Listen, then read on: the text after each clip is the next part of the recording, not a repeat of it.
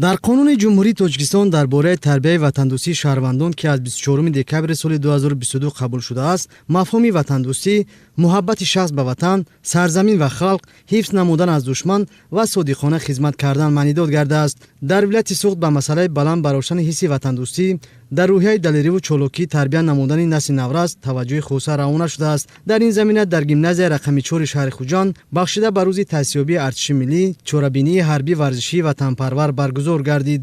Дар мусобиқаи ҳарбӣ варзишӣ хонандагон аз рӯи шартҳои пешниҳодшуда аз ҷумла сафкашӣ, суруди сарбоз, ба қисмҳо ҷудо намудани яроқи оташфишон, тирпаронӣ, аз ҷой ҷаҳидан, сангбардорӣ, арғамчинкашӣ маҳорати худро нишон доданд. Бахусус дар мусобиқаи тирпаронӣ хонандагон талош намуданд ки дар сафи беҳтаринҳо қарор бигиранд. من همچون یک جوانی کشور بعد مکتب میانه به دانشگاه داخل شدم و بعد از آن به صف قوه‌های مسلح جمهوری تاجیکستان خدمت کنم. زیرا خدمت به صف قوه‌های مسلح جمهوری تاجیکستان وظیفه هر یک جوانمرد کشور به حساب می‌رود. иштирокчиёни чорабинӣ меҳмонон ба маҳорату истеъдоди хонандагон баҳои баланд доданд. гуфта шуд ки мусобиқаи ҳарбӣ варзишӣ ки дар ин муассиса баргузор гардид намунаи омӯзиш ва тарғиби таҷриба дар дигар мактабҳои шаҳр буда метавонад. омода намудани наврасон барои хизмат ба модар ватан, баланд бароштани ҳисси ватандӯстии онҳо аз масъалаҳои муҳим буда, онҳо минбаъд идомадиҳандаи кору пайкори афсарону сарбозони шуҷои ватан хоҳанд буд. зеро муҳофизати ватан аз ҳар нафар ҳисси баланди масъулият, ифтихори миллӣ ва ватандӯстиро талаб мекунад.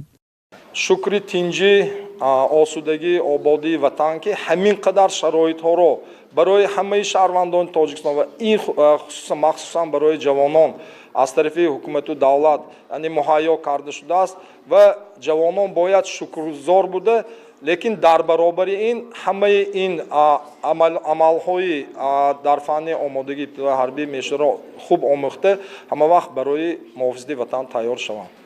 дар асоси нақша дар муассисаи таълимии вилояти Суғд чорабиниҳои ҳарбӣ варзишии ватанпарвар роҳандозӣ гардида бо ин васила насли навраз обутоб меёбанд, аз ҳамсолони худ таҷриба мегиранд ва хизмат ба ватанро рисолати пурифтихори худ дониста дар оянда ба хизмати ҳарбӣ мераванд. дар фарҷоми чорабинӣ ба беҳтаринҳо сипоснома ва тӯҳфаҳои хотиравӣ супорда шуд. бахшида ба рӯзи таъсисёбии қувваҳои мусаллаҳи ҷумҳурии Тоҷикистон дар муассисаи таълимии вилояти Суғд чорабиниҳои маърифативу фарҳангӣ идома дорад.